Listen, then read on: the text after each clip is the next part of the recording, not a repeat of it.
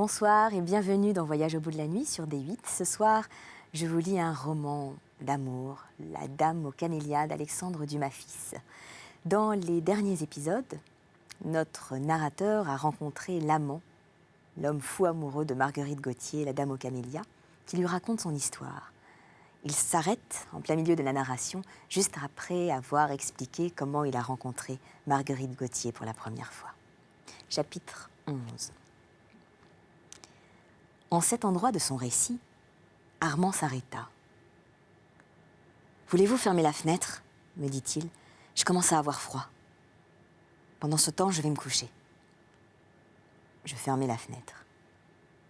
Armand, qui était très faible encore, ôta sa robe de chambre et se mit au lit, laissant pendant quelques instants reposer sa tête sur l'oreiller comme un homme fatigué d'une longue course ou agité de pénibles souvenirs. « Vous avez peut-être trop parlé, lui dis-je. Voulez-vous que je m'en aille et que je vous laisse dormir? Vous me raconterez un autre jour la fin de cette histoire. Est-ce qu'elle vous ennuie? Au contraire. Je vais continuer alors. Si vous me laissiez seule, je ne dormirais pas. Quand je rentrais chez moi, reprit-il, sans avoir besoin de se recueillir, tant tous ces détails étaient encore présents à sa pensée, je ne me couchais pas. Je me mis à réfléchir sur l'aventure de la journée. La rencontre, la présentation, l'engagement de Marguerite vis-à-vis de moi. Tout avait été si rapide, si inespéré qu'il y avait des moments où je croyais avoir rêvé. Cependant, ce n'était pas la première fois qu'une fille comme Marguerite se promettait à un homme pour le lendemain du jour où il le lui demandait. J'avais beau me faire cette réflexion, la première impression produite par ma future maîtresse sur moi avait été si forte qu'elle subsistait toujours. Je m'entêtais encore à ne pas voir en elle une fille semblable aux autres, et avec la vanité si commune à tous les hommes, j'étais prêt à croire qu'elle partageait invinciblement pour moi l'attraction que j'avais pour elle. Cependant, j'avais sous les yeux des exemples bien contradictoires. Et j'avais entendu dire, souvent, que l'amour de Marguerite était passé à l'état de denrée plus ou moins chère selon la saison. Mais comment aussi, d'un autre côté, concilier cette réputation avec les refus continuels faits au jeune comte que nous avions trouvé chez elle? Vous me direz qu'il lui déplaisait, et que, comme elle était splendidement entretenue par le duc, pour faire tant que de prendre un autre amant, elle aimait mieux prendre un homme qui lui plaît. Alors pourquoi ne voulait-elle pas de Gaston, charmant, spirituel, riche, et paraissait-elle le vouloir de moi, qu'elle avait trouvé si ridicule la première fois qu'elle m'avait vue? Il est vrai qu'il y a des incidents d'une minute qui font plus qu'une cour d'une année. De ceux qui se trouvaient au souper, j'étais le seul qui se fût inquiété en la voyant quitter la table. Je l'avais suivie, j'avais été ému, à ne pouvoir le cacher. J'avais pleuré en lui baisant la main. Cette circonstance, réunie à mes visites quotidiennes pendant les 2 mois de sa maladie, avait pu lui faire voir en moi un autre homme que ceux connus jusqu'alors. Et peut-être s'était-elle dit qu'elle pouvait bien faire pour un amour exprimé de cette façon ce qu'elle avait fait tant de fois que cela n'avait déjà plus de conséquences pour elle. Toutes ces suppositions, comme vous le voyez, étaient assez vraisemblables. Mais quelle que fût la raison à son consentement, il y avait une chose certaine, c'est qu'elle avait consenti. Or, j'étais amoureux de Marguerite. J'allais la voir. Je ne pouvais rien lui demander de plus. Cependant, je vous le répète, quoique ce fût une fille entretenue, je m'étais tellement, peut-être pour la poétiser, fait de cet amour un amour sans espoir, que plus le moment approchait, où je n'aurais même plus besoin d'espérer, plus je doutais. Je ne fermais pas les yeux de la nuit. Je ne me reconnaissais pas. J'étais à moitié fou. Tantôt, je ne me trouvais ni assez beau, ni assez riche, ni assez élégant pour posséder une pareille femme. Tantôt, je me sentais plein de vanité à l'idée de cette possession. Puis je me mettais à craindre que Marguerite n'eût pour moi qu'un caprice de quelques jours. Et pressentant un malheur dans une rupture prompte, je ferais peut-être mieux, me disais-je, de ne pas aller le soir chez elle. Et de partir en lui écrivant mes craintes. De là, je passais à des espérances sans limite, à une confiance sans borne. Je faisais des rêves d'avenir incroyables. Je me disais que cette fille me devrait sa guérison physique et morale, que je passerais toute ma vie avec elle et que son amour me rendrait le plus heureux que les plus virginales amours. Enfin, je ne pourrais vous répéter les 1000 pensées qui montaient dans mon cœur à ma tête et qui s'éteignirent peu à peu dans le sommeil qui me gagna au jour. Quand je me réveillai, Il était 2 heures. Le temps était magnifique. Je ne me rappelle pas que la vie n'ait jamais paru aussi belle et aussi pleine. Les souvenirs de la veille se représentaient à mon esprit, sans ombre, sans obstacle, et gaiement escortés des espérances du soir. Je m'habillais à la hâte. J'étais content et capable des meilleures actions. De temps en temps, mon cœur bondissait de joie et d'amour dans ma poitrine. Une douce fièvre m'agitait. Je ne m'inquiétais plus des raisons qui m'avaient préoccupée avant que je m'endormisse. Je ne voyais que le résultat. Je ne songeais qu'à l'heure où je devais voir Marguerite. Il me fut impossible de rester chez moi. Ma chambre me semblait trop petite pour contenir mon bonheur. J'avais besoin de la nature entière pour m'épancher. Je sortis. Je passai par la rue d'Antin. Le coupé de Marguerite l'attendait à sa porte. Je me dirigeai du côté des Champs-Élysées. J'aimais, sans même les connaître, tous les gens que je rencontrais. Comme l'amour rend bon. Au bout d'1 heure, que je me promenais des chevaux de Marly au rond-point et du rond-point aux chevaux de Marly, je vis de loin la voiture de Marguerite. Je ne la reconnus pas, je la devinais. Au moment de tourner l'angle des Champs-Élysées, elle se fit arrêter. Et un grand jeune homme se détacha d'un groupe où il causait pour venir causer avec elle. Ils causèrent quelques instants. Le jeune homme rejoignit ses amis. Les chevaux repartirent et moi, qui m'étais approché du groupe, je reconnus dans celui qui avait parlé à Marguerite ce comte de G, dont j'avais vu le portrait et que Prudence m'avait signalé comme celui à qui Marguerite devait sa position. C'était à lui qu'elle avait fait défendre sa porte la veille.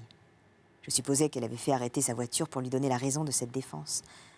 Et j'espérais qu'en même temps, elle avait trouvé quelques nouveaux prétextes pour ne pas le recevoir la nuit suivante. Comme le reste de la journée se passa, je l'ignore. Je marchais, je fumais, je causais, mais de ce que je dis, ceux que je rencontrais, à 10 heures du soir, je n'avais aucun souvenir.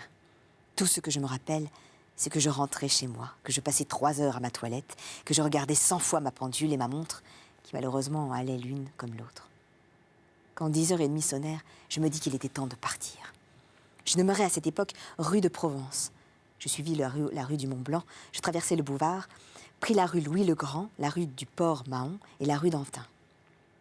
Je regardais aux fenêtres de Marguerite. Il y avait de la lumière. Je sonnai.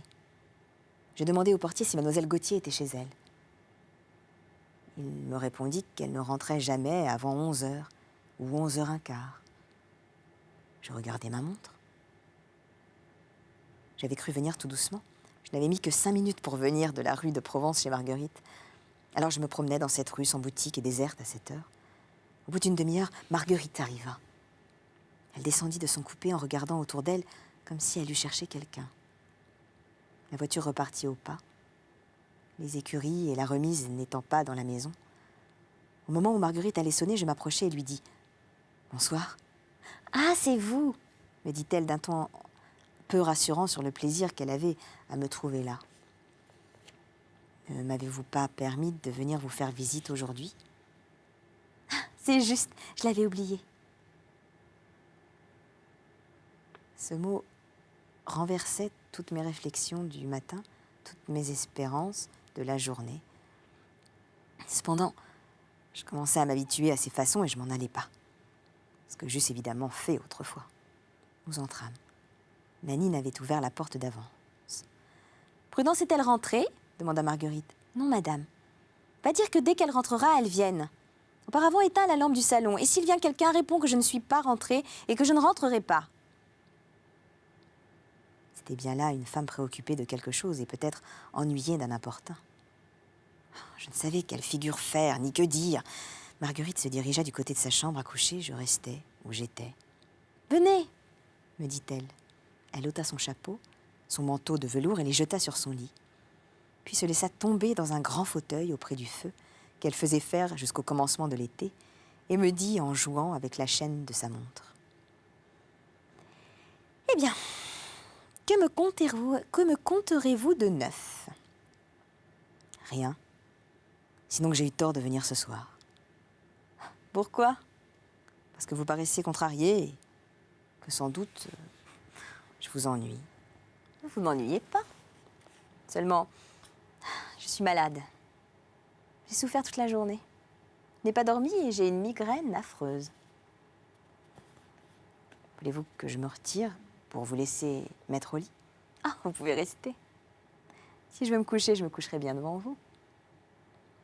En ce moment, on sonna. Qui vient encore? Dit-elle avec un mouvement d'impatience. Quelques instants après, on sonna de nouveau. Il n'y a donc personne pour ouvrir, il va falloir que j'ouvre moi-même. En effet, elle se leva en me disant « Attendez ici ». Elle traversa l'appartement et j'entendis ouvrir la porte d'entrée. J'écoutai. Celui à qui elle avait ouvert s'arrêta dans la salle à manger. Au premier mot, je reconnus la voix du jeune comte de N. « Comment vous portez-vous ce soir ?» disait-il. « Mal », répondit sèchement Marguerite. « Est-ce que je vous dérange ?»« Peut-être. » « Comme vous me recevez, que vous ai-je fait, ma chère Marguerite ?»« Mon cher ami, vous ne m'avez rien fait. Je suis malade, il faut que je me couche. Ainsi, vous allez me faire le plaisir de vous en aller. Cela m'assomme de ne pas pouvoir rentrer le soir sans vous voir apparaître 5 minutes après.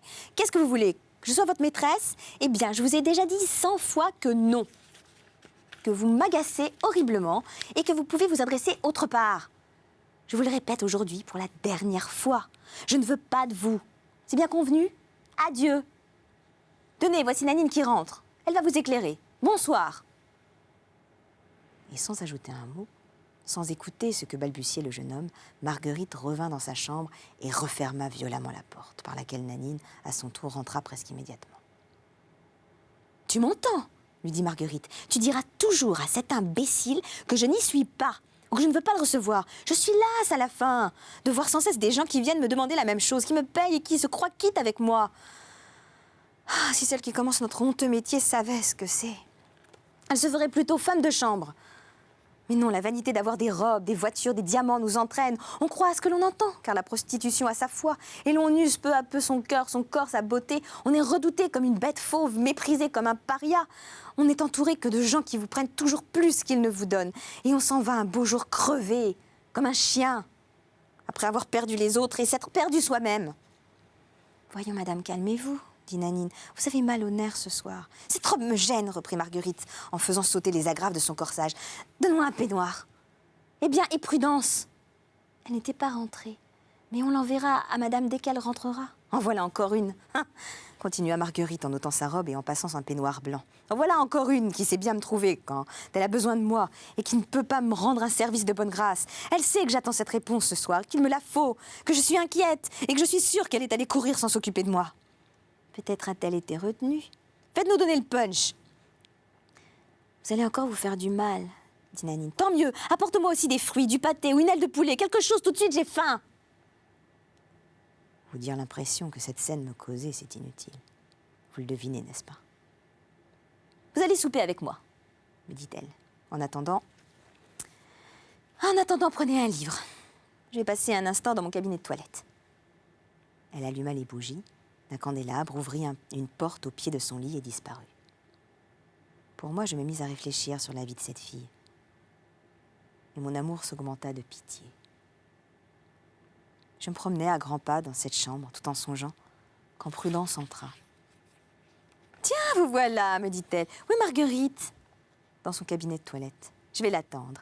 Dites donc, elle vous trouve charmant, hein? Saviez-vous cela? Non. Elle ne vous l'a pas dit un peu? Pas du tout. Oh, comment êtes-vous ici? Je viens lui faire une visite. À minuit? Pourquoi pas? Farceur. Elle m'a même très mal reçue. Elle va mieux vous recevoir. Vous croyez? Je lui apporte une bonne nouvelle. Il n'y a pas de mal ainsi. Elle vous a parlé de moi? Hier au soir, ou plutôt cette nuit, quand vous êtes parti avec votre ami. À propos, comment va-t-il, votre ami? C'est Gaston R, je crois, qu'on l'appelle. Oui, dis-je sans pouvoir m'empêcher de sourire en me rappelant la confidence que Gaston m'avait faite et en voyant que Prudence savait à peine son nom. Il est gentil, ce garçon-là. Qu'est-ce qu'il fait? Il a 25 000 francs de rente. Ah, vraiment? Eh bien, pour en revenir à vous, Marguerite m'a questionné sur votre compte. Elle m'a demandé qui vous étiez, ce que vous faisiez, quelles avaient été vos maîtresses, enfin, tout ce qu'on peut demander sur un homme de votre âge. Je lui ai dit tout ce que je sais, en ajoutant que vous êtes un charmant garçon. Et voilà. Je vous remercie. Maintenant, dites-moi donc de quelle commission elle vous avait chargé hier. D'aucune. C'était pour faire partir le conte, ce qu'elle disait. Mais elle m'en a chargé d'une pour ce soir, pour aujourd'hui, et c'est la réponse que je lui apporte ce soir. En ce moment, Marguerite sortit de son cabinet de toilette, coquettement coiffée de son bonnet de nuit, orné de touffes de ruban jaune, appelé techniquement des choux. Elle était ravissante ainsi. Elle avait ses pieds nus, dans des pantoufles de satin, et achevait la toilette de ses ongles. « Eh bien, dit-elle en voyant Prudence, avez-vous vu le duc ? Parbleu ! Et que vous a-t-il dit ? Il me l'a donné. Combien ? 6 000. Vous les avez ? Oui. A-t-il eu l'air contrarié ? Non. Pauvre homme. Ce pauvre homme fut dit d'un ton impossible à rendre. Marguerite prit les 6 billets de 1 000 francs. Il était temps, dit-elle. Ma chère Prudence, avez-vous besoin d'argent ? Oh, vous savez, mon enfant, que c'est dans 2 jours le 15. Si vous pouviez me prêter 300 ou 400 francs, vous me rendriez service. Envoyez demain matin. Il est trop tard pour faire changer. N'oubliez pas, hein, soyez tranquille. Soupez-vous avec nous ? Non. Charles m'attend chez moi. Vous en êtes donc toujours folle ? Toquez, ma chère. À demain. Adieu, Armand. Madame Duvernoy sortit. Marguerite ouvrit son étagère et jeta dedans les billets de banque. « Vous permettez que je me couche ?» dit-elle en souriant et en se dirigeant vers son lit. « Non seulement je vous le permets, mais encore je vous en prie. » Elle rejeta sur le pied de son lit la guipure qui le couvrait et se coucha. « Maintenant, dit-elle, venez vous asseoir près de moi et causons. » Prudence avait raison. La réponse qu'elle avait apportée à Marguerite l'égayait. « Vous me pardonnez ma mauvaise humeur de ce soir ?» me dit-elle en me prenant la main. « Je suis prêt à vous en pardonner bien d'autres. »« Et vous m'aimez ? À en devenir fou. Malgré mon mauvais caractère ? Malgré tout. Vous me le jurez ? Oui, lui dis-je tout bas. Nanine entra alors portant des assiettes, un poulet froid, une bouteille de Bordeaux, des fraises et 2 couverts. « Je ne vous ai pas fait du punch, dit Nanine. Le Bordeaux est meilleur pour vous, n'est-ce pas, monsieur ? Certainement, répondis-je tout ému, encore des dernières paroles de Marguerite, et les yeux ardemment fixés sur elle. Bien, dit-elle. Mets tout cela sur la petite table. Approche-la du lit. Nous nous servirons nous-mêmes. Voilà 3 nuits que tu passes. Tu dois avoir envie de dormir. Va te coucher. T'as plus besoin de rien. Faut-il fermer la porte à double tour ? Je le crois bien. Et surtout, dis qu'on ne laisse entrer personne demain, avant midi. Chapitre 12. À 5 heures du matin, quand le jour commença à apparaître à travers les rideaux, Marguerite me dit « Pardonne-moi si je te chasse, mais il le faut. Le duc vient tous les matins.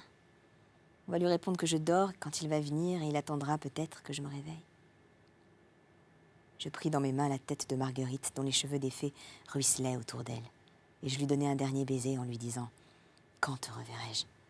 « Écoute, reprit-elle, prends cette petite clé dorée qui est sur ma cheminée. Va ouvrir cette porte, rapporte la clé ici et va-t'en. Dans la journée, tu recevras une lettre et mes ordres, car tu sais que tu dois obéir aveuglément. » Oui. Et si je demandais déjà quelque chose ? Quoi donc ? Que tu me laissasses cette clé. Je n'ai jamais fait pour personne ce que tu me demandes là.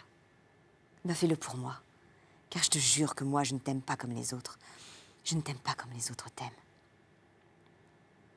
Eh bien, garde-la. Mais je te préviens.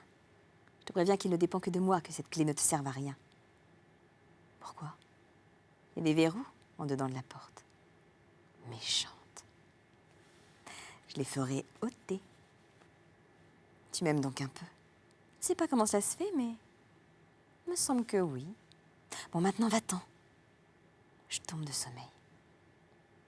Nous restâmes quelques secondes dans les bras l'un de l'autre, et je partis. Les rues étaient désertes. La grande ville dormait encore, Une douce fraîcheur courait dans ces quartiers que le bruit des hommes allait envahir quelques heures plus tard. Il me sembla que cette ville endormie m'appartenait. Je cherchais dans mon souvenir les noms de ceux dont j'avais jusqu'alors envié le bonheur, et je ne me rappelais pas un, sans me trouver plus heureux que lui. Être aimé d'une jeune fille chaste, lui révéler le premier cet étrange mystère de l'amour, certes, c'est une grande félicité, mais c'est la chose du monde la plus simple. S'emparer d'un cœur qui n'a pas l'habitude des attaques, c'est entrer dans une ville ouverte et sans garnison. L'éducation, le sentiment des devoirs et la famille sont de très fortes sentinelles, mais il n'y a sentinelle si vigilante que ne trompe une fille de 16 ans, à qui, par la voix de l'homme qu'elle aime, la nature donne ses premiers conseils d'amour qui sont autant plus ardents qu'ils paraissent plus purs. Plus la jeune fille croit au bien, plus elle s'abandonne facilement. Sinon à l'amant, du moins à l'amour. Car étant sans défiance, elle est sans force. Et se faire aimer d'elle est un triomphe que tout homme de 25 ans pourra se donner quand il voudra. Cela est si vrai que voyez comme on entoure les jeunes filles de surveillance et de remparts. Les couvents n'ont pas de murs assez hauts, les mers de serrures assez fortes, la religion de devoirs assez continue pour renfermer tous ces charmants oiseaux dans leur cage, sur laquelle on ne se donne même pas la peine de jeter des fleurs. Aussi, comme elles doivent désirer ce monde qu'on leur cache, comme elles doivent croire qu'il est tentant, comme elles doivent écouter la première voix qui, à travers les barreaux, vient leur en raconter les secrets et bénir la main qui lève la première un coin du voile mystérieux. Mais être réellement aimé d'une courtisane, c'est une victoire bien autrement difficile. Chez elle, le corps a usé l'âme, les sens ont brûlé le cœur, la débauche a cuirassé les sentiments. Les mots qu'on leur dit, elles les savent depuis longtemps, les moyens qu'on en emploie, elles les connaissent, l'amour même qu'elles inspirent, elles l'ont vendu. Elles aiment par métier et non par entraînement. Elles sont mieux gardées par leurs calculs qu'une vierge par sa mère et son couvent. Aussi ont-elles inventé le mot caprice pour ces amours sans trafic, qu'elles se donnent de temps en temps comme repos, comme excuse ou comme consolation. Semblables à ces usuriers qui rançonnent 1000 individus et qui croient tout racheter en prêtant un jour 20 francs à quelque pauvre diable qui meurt de faim sans exiger d'intérêt et sans lui demander de reçu. Puis quand Dieu permet l'amour à une courtisane, cet amour qui semble d'abord un pardon devient presque toujours pour elle un châtiment. Il n'y a pas d'absolution sans pénitence quand une créature qui a tout son passé à se reprocher se sent tout à coup prise d'un amour profond, sincère, irrésistible dont elle ne se fût jamais crue capable. Quand elle a avoué cet amour, comme l'homme aimé ainsi la domine. Comme il se sent fort avec ce droit cruel de lui dire « Vous ne faites pas plus pour de l'amour que vous n'avez fait pour de l'argent. » Alors elles ne savent quelle preuve donner. Un enfant raconte la fable après s'être longtemps amusé dans un champ à crier « Au secours !» pour déranger des travailleurs, fut dévoré un beau jour par un ours, sans que ceux qui l'avaient trompé si souvent crussent cette fois aux cris réels qu'il poussait. Il en est de même de ces malheureuses filles, quand elles aiment sérieusement. Elles ont menti tant de fois qu'on ne veut plus les croire, et elles sont, au milieu de leurs remords, dévorées par leur amour. De là ces grands dévouements, ces austères retraites dont quelques-unes ont donné l'exemple. Mais quand l'homme qui inspire cet amour rédempteur a l'âme assez généreuse pour l'accepter sans se souvenir du passé, quand il s'y abandonne, quand il aime enfin, comme il est aimé, cet homme épuise d'un coup toutes les émotions terrestres, et après cet amour, son cœur sera fermé à tout autre. Ces réflexions, je ne les faisais pas le matin où je rentrais chez moi. Elles n'eussent pu être que le pressentiment de ce qui allait m'arriver. Et malgré mon amour pour Marguerite, je n'entrevoyais pas de semblables conséquences. Aujourd'hui, je l'ai fait. Tout en étant irrévocablement finie, elle résulte naturellement de ce qui a eu lieu. Mais revenons au premier jour de cette liaison. Quand je rentrais, j'étais d'une gaieté folle. En songeant que les barrières placées par mon imagination entre Marguerite et moi avaient disparu, que je la possédais, que j'occupais un peu sa pensée. que j'avais dans ma poche la clé de son appartement et le droit de me servir de cette clé, j'étais content de la vie, fier de moi, et j'aimais Dieu qui permettait tout cela. Un jour, un jeune homme passe dans une rue, il y coudoie une femme, il la regarde, il se retourne, il passe. Cette femme, il ne la connaît pas.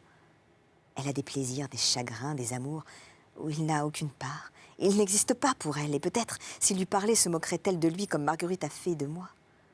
Des semaines, des mois, des années s'écoulent, et tout à coup, quand ils ont suivi chacun leur destinée dans un ordre différent, la logique du hasard les ramène en face l'un de l'autre. Cette femme devient la maîtresse de cet homme et l'aime. Comment? Pourquoi? Leurs deux existences n'en font plus qu'une. À peine l'intimité existe-t-elle qu'elle leur semble avoir existé toujours, et tout ce qui a précédé s'efface de la mémoire des deux amants. C'est curieux, avouons-le. Quant à moi, je ne me rappelais plus comment j'avais vécu avant la veille. Tout mon être s'exaltait en joie au souvenir des mots échangés pendant cette première nuit, où Marguerite était habile à tromper, où elle avait pour moi une de ces passions subites, qui se révèlent dès le premier baiser, et qui meurent quelquefois du reste comme elles sont nées. Plus j'y réfléchissais, plus je me disais que Marguerite n'avait aucune raison de feindre un amour qu'elle n'aurait pas ressenti. Et je me disais aussi que les femmes ont deux façons d'aimer, qui peuvent résulter l'une de l'autre. Elles aiment avec le cœur ou avec le sens. Souvent, une femme prend un amant pour obéir à la seule volonté de ses sens et apprend sans y être attendue le mystère de l'amour immatériel et ne vit plus que par son cœur. Souvent, une jeune fille, ne cherchant dans le mariage que la réunion de deux affections pures, reçoit cette soudaine révélation de l'amour physique, cette énergique conclusion des plus chastes impressions de l'âme. Je m'endormis au milieu de ces pensées. Je fus réveillée par une lettre de Marguerite, lettre contenant ces mots. Voici mes ordres. Ce soir, au vaudeville, venez pendant le 3e entracte. M. G. Je serrai ce billet dans un tiroir afin d'avoir toujours la réalité sous la main dans le cas où je douterais comme cela m'arrivait par moments. Elle ne me disait pas de l'aller voir dans le jour, je n'osais me présenter chez elle, mais j'avais un si grand désir de la rencontrer avant le soir que j'allais aux Champs-Élysées, où, comme la veille, je la vis passer et redescendre. À cette heure, j'étais au vaudeville. Jamais je n'étais entrée si tôt dans un théâtre. Toutes les loges s'emplirent les unes après les autres, une seule restait vide, l'avant-scène du rez-de-chaussée. Au commencement du 3e acte, j'entendis ouvrir la porte de cette loge, sur laquelle j'avais presque constamment les yeux fixés. Marguerite parut.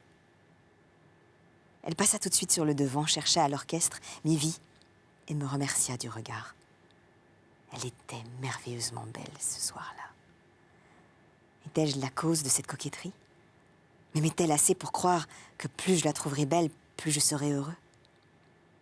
Je l'ignorais encore.